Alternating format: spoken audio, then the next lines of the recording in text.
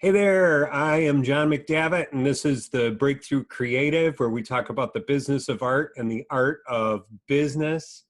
And I am so excited to welcome my guest today, Karen Kohout, who is a client, has been a client through various times in my life, right? And Uh, now you actually are again. We're working on something together. And she's also a friend, and we met in the product development industry. But it's funny, as Karen and I were just talking, I was expressing to her that I don't really know her story. So without further ado, I'm going to hand it over to you, Karen. Tell us a little bit about yourself, who you are, and what you do. yeah, I'm excited to be here with you today, John. Me Yeah, too. we are longtime clients and friends, and now I'm excited to work with you again. I was usually on the client side, and then recently I started consulting and freelancing. So I work in the areas of product development. That is most of my career and background. So I consider myself a product development expert and a creative strategist. And I'm also a trend forecaster. So I work on consumer and lifestyle trends and design trends, and I help companies create products. I mostly work with CPG companies, so consumer products companies, and I help them develop products, programs, and presentations. And then they present those presentations to major retailers, mass market, craft channel, and grocery even, and now online, because we're seeing a huge shift towards online selling. And so I help them kind of tell the visual story around the program or the product. So I consider myself, that's one of my strengths, is visual storytelling and bringing insights. Sorry, I got my They're insights. after you. They want you for I work right now. forgot to turn the notifications off. It's all Um, good. bringing insights and ideas to life into a product or a program, and taking consumer trends and design trends and also translating them to products. So that's a lot of what I do. Yeah, it's a lot of product centric, and I love the storytelling along with the visual. How did you like get into this? What led you into product? Did you know that's where you're going to be going, or how did No. it happen? I had a business degree and marketing background, and that's how I started out. So my first job was with a giftware and collectibles company, and it was a great place to learn about business and corporate life and product development. I actually started out in international finance and didn't last long there because finance is not my thing. And I moved to assistant buying position. So I was 22 years old, and I had never flown anywhere beyond Florida. I think I had flown on one flight in my whole life. And then I got this job as an assistant buyer, and I was traveling to Asia for Wow. 2.5 weeks, a couple times a year. So my first flight was via San Francisco. This is before they had direct flights to Hong Kong. Was through San Francisco, and then we flew to Tokyo. Then we flew to Seoul, Korea. Then we got in a car and drove for 3 hours to Seoul from the airport. And it was about 2 days of travel. And I thought, oh my God, what did I get myself into? But it was great, kind of understanding manufacturers and the nuts and bolts of how product is made. And then I transitioned over to the creative department. And this was the company I was with was a very creative company, very creative led, kind of an industry leader at that time, although collectibles are they're starting to resurge in toys, but they went away for a little bit, and people are tired of what they call dust collectors. Yeah, What we make. Finger Hut and all those Yeah. places. Yeah, so that was my start, and we also did a lot of licensed products. So I worked on Disney properties. So I worked on some Disney movies, and we got to go visit Disney Studios in California and see, the artists kind of creating the characters, because we started, product development really in advance of the movie. So a lot of it wasn't even done yet. So that was kind of a cool thing. And we did a bunch of different licenses, and we also just worked with artists that had smaller, product lines. So it was a broad range of different things that we worked on. And then I was there for about 10 years, and then I transitioned into to a company that I met you at, which is Wilton. We worked together. I worked on Wedding originally, and then years later I went back to Wilton. But in between, I spent some time working for a Chinese company that manufactured seasonal products. And for a couple of years, which we worked together, I think since the beginning point throughout. So a lot of travel to Asia throughout my career. And then I spent some time after that in the toy industry for a couple years at Learning Curve and Learning Curve Brands. And then transitioned back to Wilton in bakeware and housewares and all kinds of products like that. And did full circle, went back to collectibles for a little bit with Precious Moments. And now I'm consulting and doing things on my own and working with a number of different clients, from florals to kids crafts to home decor and housewares. So how did the creative, come to the surface for you? So I mean, I know that you're a visual artist and you draw and you work in Illustrator and all that, but that's kind of a jump from finance, yeah, even though business and finance ended up being like, I'm not going to do that. I really found, I think, in the second company I worked for, which was also a product development role, that I loved the creative side of what I did. And so I went back to school for commercial art, and I really wanted to delve more into that side of it, because there's this whole marketing side of it. But I really loved that creative part, and I wanted to do more of that. So I went back to school for commercial art, and I found out that you don't make a lot of money as an artist starting out, and I already had some experience. So I was able to take my creative side and my marketing background and continue in product development, but have a little bit more strength on that creative side, so I could hire freelancers such as yourself and create, art direct and create products with really talented creative people. And I think that was also a passion, was working with creative types. I just love it. I get a lot of energy from them. And so I think my whole career I've worked with, whether internally in the company or externally with freelancers, I've worked with artists and creative types. So Artists are fun, except when they're not, right? you're right. Managing artists can be somewhat challenging, but I think Yeah, I've experienced some of that, and maybe you've experienced that with me. not you. You used to work with. Well, I appreciate that. So, you made this. By the way, so you went back to school and you got a degree in commercial art. Yeah, I never actually finished, but I learned enough Okay. to kind of get my feet wet in it, and then I just have continued learning as I go. I Yeah. wasn't super hands-on even when I was working for other companies. I was more art directing. And so as I'm a couple years ago, I did some freelance and consulting, and I started kind of retraining myself and learning a lot more, so that I could be a lot more hands-on than I had been. Where So did you go back to school, if you don't mind me asking? I went to college at DuPage. Yeah. I went with their commercial art program. Was David Chu there at the time?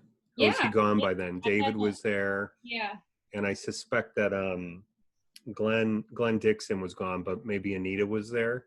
yeah. I don't remember those, but I didn't remember David. Okay.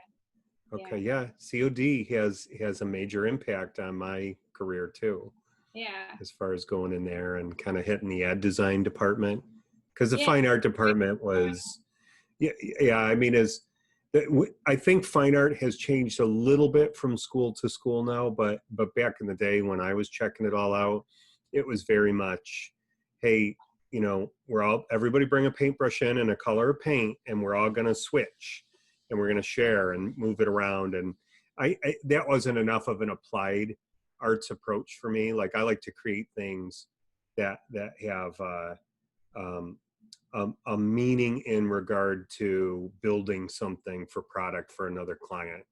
So I Yeah. don't have anything against that for fine artists. I just don't know how helpful it is if you're trying to make a living out of the gate. I think it was good for me in the commercial. I was a little bit more graphic design focused. And, I had people like me that were working. And there was a woman that was with Leo Burnett for years and years and years. And she was suddenly going to freelance. And like me, had art directed her whole career, but she wasn't super hands on. So she was trying to build those skills so that she could work from home and freelance and have more flexibility. So I think we live in a day and an age now where people aren't as afraid to, if you're hiring a designer or an artist, either full time or freelance, you're not as afraid to hire somebody who's maybe a little bit more self-taught. And and I also think, from the other standpoint, that people who have their degree like you did, and then maybe go back and get a couple of classes done here and there, but work it out on their own, like, that's a real path. That's a real thing. Yeah, I think, certainly if I think a lot of people don't know what they want to do when they start out, and maybe they have a creative passion, but they feel like, that's unachievable. And then I think later in life, as you go on, you really want to do something that you're excited about and passionate about. So people kind of revisit it, and, having the flexibility to kind of learn on your own, I think is great for people. And, I'm all for college. I have two kids. I'm pushing college all the time. Like, get an education. But I think there's a lot you can learn on your own too if you're sort of self-motivated. So talk a little bit about that, and so the self-motivation, and uh, kind of, because you can be self-motivated and go learn the wrong thing. How did you pick what skills to pick up and to learn? Well, I think in school, at COD, I learned enough of a basics and a foundation. And then my experience, working with artists and with freelancers and art directing them, I think that kind of helped me kind of know. So I learned a lot, because I was on the client side and I hired people and I knew what I wanted out of them. And then I also had a great, on the trend side, I had a great mentor when I worked for the seasonal company. It was a Chinese-owned company, direct importer, and we sold to Target and Walmart and all kinds of stores like that. And we hired her to do trend, and then I ended up working with her on some projects after I left there. And so she really kind of taught me her process, and she had, a fine art background, but she had worked with me at a giftware company, a collectibles company, and then she had also worked at Disney, and she had worked for she had great background. She did some things for BMW and Pantone Color Institute. So she really got me passionate about trend research, and I kind of learned from her as I worked with her. So that's where I kind of got a passion for that. So I think, having a mentor that you can work with, or somebody that's in the industry that can kind of teach you, is a great way to go, and kind of learning from them what you need to know. So she was old school too. So she was kind of learning Photoshop and some of the programs at the time. But she was a great teacher. And the relationship between you and her, was it formal, or was it kind of like friendship, or how did it happen? It started out, as a work collaboration, but we became friends. And so, we've had that friendship, although I've kind of lost touch with her I need to reconnect with her. That's what's been great about this pandemic, is kind of reconnecting with people that you haven't talked to in a while. But Yeah. yeah, we became friends, and then just kind of followed. And she had, consulted, so I kind of learned from her how she and she had invited me to do some projects with her. So I kind of got my feet wet a little with that um, years ago. And then I thought, well, I think I can do this. So, to have, it sounded like the mentoring happened very naturally for you and Yeah. her. And I think that that's something that we all need. I just I don't think, I mean, I guess you can get so far without a mentor, but a mentor in any field, and I'll speak to the creative part of the field, is somebody who I have found in my experience, they they want to help you, they're willing to share the information, and they actually care about you. There's care there for your well-being. They're for you. Yeah, and I mean, I try to kind of pay it forward too when I have freelancers that, are looking for more work, or, I try to help them out with connections. And so I think it's just, some people are worried about doing that because that might take away from, work that they might get. But I think, Hmm. the more we can help each other, the more, that kind of comes back to you. And, then they think of you for a project that might be right for your talents. So I try to do that with others. I think that's huge. And from a um, vendor, working for a company that you worked for, so I was working for you. Uh, you were one of those clients that was always, I always had a comfort level working with you.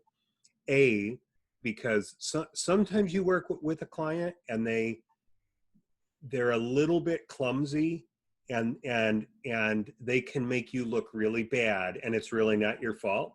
Yeah. um, and or they're just moody, and that can also make you look bad. So when you run into a client like yourself and many of the other people that we've worked with together, you hold on to them. You please Definitely. them, because it Definitely. means a lot. It does. I mean, I think I'm lucky enough now to work with a couple clients that I really like and that are easy to work with. And so, it's become, hopefully, a long-term relationship, Yeah, and the work will just keep coming. So if you can find a couple good clients that will just keep you busy, I think that's the key. And working with people absolutely. you like is Yeah. definitely the key. Yeah, because then you can actually start to say no to, if you've got enough work, you can start saying no to the people that you don't necessarily want to work with, or they're difficult, or Right. because life's too short. You might as well, work's hard enough, so you might as well work with people that are reasonable, that you like, that are for you, that you're for, and keep going, especially when those clients pay the bills. That's an amazing thing. uh, Yeah. But I so think it's much easier being on, I mean, in some ways, being on this side than being in the corporate world. And, you certainly have to like find the work and think about, marketing yourself. But a lot of the politics and all the other stuff that comes with working in the corporate world, you don't have to deal with as much. So mhm. the clients are nicer to you than maybe your bosses. Yeah, Yes. I think so. I Yeah. think so. um, Some bosses anyway. I've had really good bosses too that are yeah, still friends. it all depends, right? It all Yeah. depends who you got and what's going on in their life. um, so you had mentioned trend, and Yeah. that's something I know you've done that for a long time, and I know that's a major um, skill set that you bring to the table for your clients. Can you tell our audience what trend is, and So how you might create it for your client? yeah, I do a number of different trends. I started out working on seasonal trends, so trends around a particular season. So if it's holiday, what is holiday going to look like a year out, or what is holiday going to look like 18 months out, so that you can kind of predict what consumers are going to want. And then, I've gotten into more even consumer and lifestyle trends. And it really starts with sort of global macro trends. And then that kind of trickles down into design and fashion trends. And so it was interesting, as the pandemic was starting. I mean, we had a lot of big global macro trends this year, almost too much. But I was thinking about, I was a little bit slow with work, and I was thinking about, okay, we're in this sort of pandemic, and you turn on the news and everything's negative, and it's all sort of fear. And I thought to myself, well, there has to be some positives out of this too, or there has to be some positives that come out of this. So what are the industries, or what are the products that are doing well amongst this? So there was a couple. So I started doing a lot of research just because I had some time on my hands, and I posted some of them on LinkedIn. But the first one I kind of came across was, I was at a mass marketer, and I was looking for puzzles, and they were completely sold out. So all these parents were home with their kids, and they didn't want them on electronics 24/7. They wanted to get them away from that a little bit, and it was even harder when we're stuck at home 24/7. We So had puzzles in our house for the first time ever with the right. pandemic since my son was little. So I started researching, sales on some of those products, and a lot of these toy companies had sales. They usually do most of their selling in the fourth quarter around Christmas, because that's Yeah. when people are buying toys. They were experiencing fourth quarter sales during this pandemic. So, and it was not only puzzles but games and kind of old school type of fun, and toys as well. So there was this whole kind of returning to kind of old fashioned fun that was happening. So that was one of the trends. And then another thing I was noticing on social media was everybody was adopting pets. And I'd go on Facebook or Instagram, and somebody had a new pet. And so I thought, well, this is becoming a huge trend that people are adopting. It's a great time to train a pet. It's a great time, if you're home with them, and it's good company. It's good for depression and things like that. So there was pet adoption was up considerably across the country because of the pandemic. So the pet industry is an industry that certainly has been thriving, but now even more so out of this whole thing. So I started looking. So another one was baking and cooking.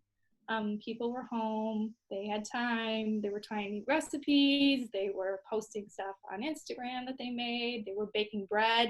I mean, yeast sales were skyrocketing. So I kind of like that research part. I like that kind of discovery part. And so that's kind of how I start. And it, depending on the project or the client, kind of identifying these consumer behaviors and these trends, and then how does that translate into maybe design or visuals.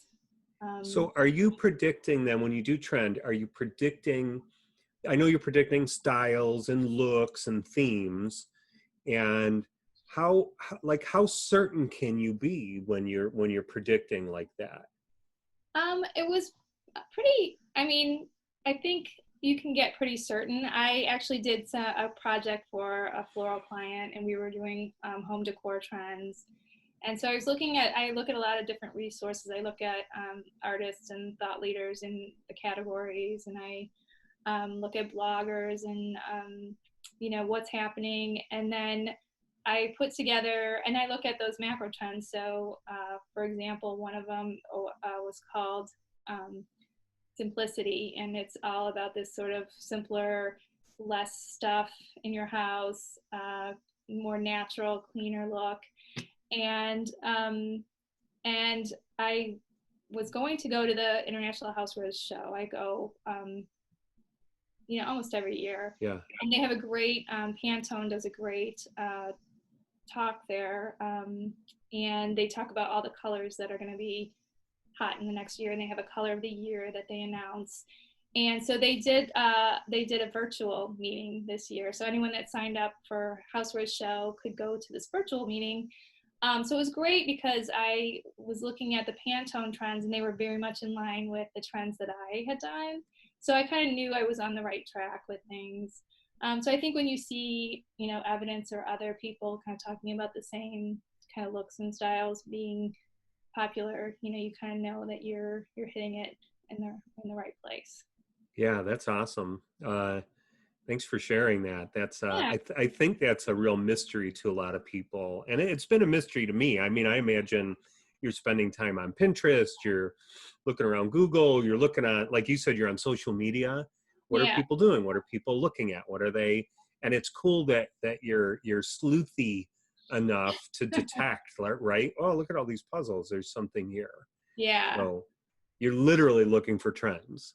Yeah, definitely. So that was more, behavioral and lifestyle trends, but then also looking at design trends. But they come from those places. So I was curious to kind of figure out how this major global event is going to change the way we do things, and what we're attracted to, and how that art is going to be translated.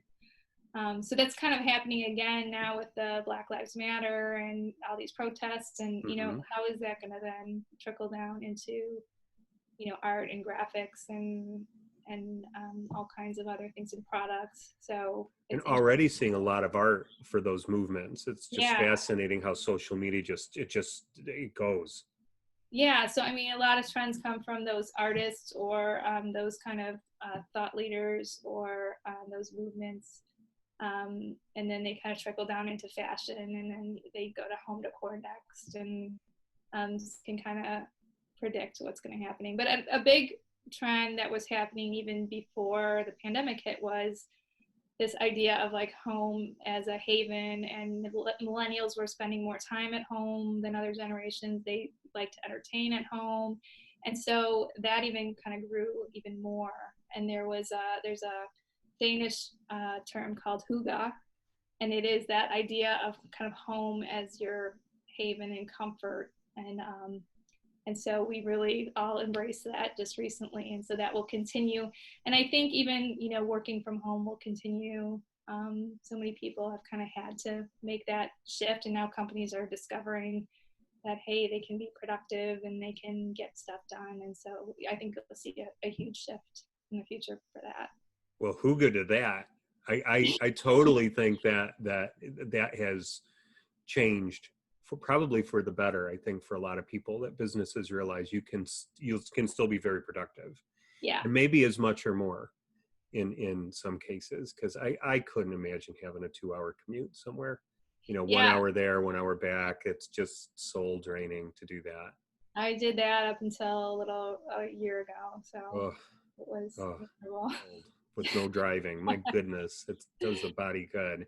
Yeah, it's just, companies were afraid of being flexible, and I think now they're just having to be out of necessity. But, now they're realizing that people can get can as much done or more at home, and not, spend 2 hours in a car a day. So, and it's good for the Absolutely. environment too. I mean, Yeah. yeah. It's good for all of that stuff, and it's good for the anxiety people might have, or frustration, or road rage, or any of that, not to have to Yeah. deal with that anymore. And you could sit in your lovely studio with the from here it looks like a turquoisey teal and a Yeah. salmon color, and create behind you, and you got your hygge room That was going my on. coach, like, make sure you have cool stuff in your background in your podcast, your interviews. And I was like, okay. It's awesome. So Although they don't feel like I have enough cool stuff. I think it looks perfect. Thanks. So what would you say to uh, the young designer who wants to find their way? They don't know exactly what they want to do yet, but they need to get a job, and they Right. need to do something. What would your advice be to them? Well, I think just, where I was looking at companies that are performing well and doing well, I think they can do the same thing. I mean, think about industries that are striving, that are not only surviving but thriving in this environment. Because I think that's the problem with what we're going through in the economy, is the first thing that gets cut is outside spend budgets and freelance budgets, and so it can be very difficult for a freelancer right now. So I think look for those companies that are doing well, like the pet industry and the toy industry and the baking and cooking industries, food industries, and try to find connections there. So look on your network, and are there people that have worked there before, and can you reach out to them? Can they introduce you to somebody that might work there? Can you get an introduction, and then, kind of show them your work and what you have to offer and how you can help them? I think How would would you be, catch their eye? Like how do you get in front of somebody and get their attention? I think it's always better to know somebody for one. So, expand your network and, try to reach out to people as much as you can. And, again, I think that's where LinkedIn is a great resource, because you can, maybe reach out that way and try to get their attention, maybe send them an example of your work, or something that would catch their eye, and try to start a conversation and see if that leads anywhere. But if you have somebody, that knows somebody that works there, link into them and try to get them to introduce you. I think just use your network as much as you can. And I think you need to be, a lot of freelancers like to show, look, this is my portfolio and this is my best work, but you really have to think about that company and what their needs are. Mm-hmm. How can you solve a problem for them, or how can you help them? And I mean, a lot of what I do is projects that they don't have time for internally, but that it's like, we would love to do this, but everybody's so kind of stretched thin. And so hiring somebody from the outside makes sense. Well, I think you nailed it succinctly in be a problem solver and be a helper. Yeah. And if you can do that, and you can do it with kind of a servant's heart, but you're literally there to serve them and take care of them. Right. Yeah, I think a lot of freelancers think about their own talents and what they do well versus, research the company and figure out where they sell and what kind of products they make, and how can you then use your talents for them. Absolutely. Yeah. So how about that difference now? You've been on both sides of the fence. Is the future for you to continue building your company? Do you think if the right opportunity came along, you'd want to go and work with somebody again, or work for somebody? What's up ahead for you? I feel like I keep getting pulled back to working for myself and freelancing. I was doing it a couple years ago, and I went to work for a company and I got laid off again. And so I thought, oh, okay, I'm going to do this again. And I was even interviewing for a job that, again, was an hour commute, and I wasn't really excited about it, but I wanted the steady paycheck and the Right. benefits and all of that. And then I didn't end up getting it. And I thought, well, this is a sign from the universe that I should probably not take that. I mean, that wasn't the right job for me. And so I think for now, I'm going to try to make this work. It came at the right time because my kids were home from the pandemic, e-learning. So I'm a single mom. So it was just kind of worked out for me to be home with them. And so I think if I found a company that would offer me the same kind of flexibility, I would be all for getting benefits. But if not, I think, I think I can make this work too. So I'm loving it. That's awesome. Yeah. Yeah, you're very good at what you do. You offer incredible value with your services, and thanks for sharing all of that today. I'm really grateful that you were here as a guest. This was fun. It was great to just chat with you. Are you ready for a rapid fire this or that question? Oh, I don't know. I'll try. All right. So, your favorite game to play with your kids? Oh, probably Clue. We just played Clue. It was really fun. Okay. Who was the murderer, and what did they do it with? In what I room? solved the murder. It was Mrs. Plum, and I think she's the candlestick in the study. Okay. What My is mom had a game from, it was from like 1960 something, and she loaned it to us. And it's the coolest game because all the little pieces are like a real metal candlestick, and it's very vintage and it's cool. old school? You might Yeah. actually be able to commit a murder with one of those things. They're Yeah. that dense and heavy. Right. But favorite puzzle you put together recently? We have one that is like all 70s icons. And so we're working on that one. So that one's pretty cool. So I'll Very just cool. And your favorite Pantone color? my favorite color. I'm liking the blue that they've got going right now. Although I love coral, as you can see. So that I was see. a year or two ago. Um, so those are probably my favorites. I'm a Excellent. coral and teal kind of. Yeah. You mentioned Florida earlier. Are you from Florida? Or are you No, just gone? Okay. Florida's very coral and teal. that was the furthest I'd ever flown, a 1 hour flight Yeah. before I went to Asia. Before going to Asia. Okay. Awesome. So if people want to find you, Karen, where can they locate you? They can find me right now on LinkedIn. It's probably the best place. So Karen Kohout, it's Kohout. Okay. And I'll Um, have that in the show notes as well. yeah, and I'm working on maybe doing a website, but I don't have one right now. But I'm thinking about putting that together. Do you think you need a website?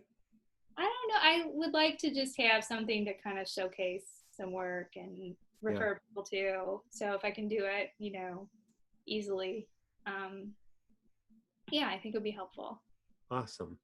Yeah. Awesome. Okay. Well, thanks again. And I hope you have much success as you move along, and I know you will. And I just really appreciate you sharing all the information you did today. You rock. Thanks. This was fun, and I'm excited to work with you again on our recent project. So, Whoop, whoop. Me too. We'll be talking about it in a minute. All right. All right. Have a great day. okay, you Uh, too. for the Breakthrough Creative, I'm John McDavitt, and I hope that you guys go out and create something amazing and find a problem to solve in the market so you can earn some money with it. Have a great day. Good luck, everyone.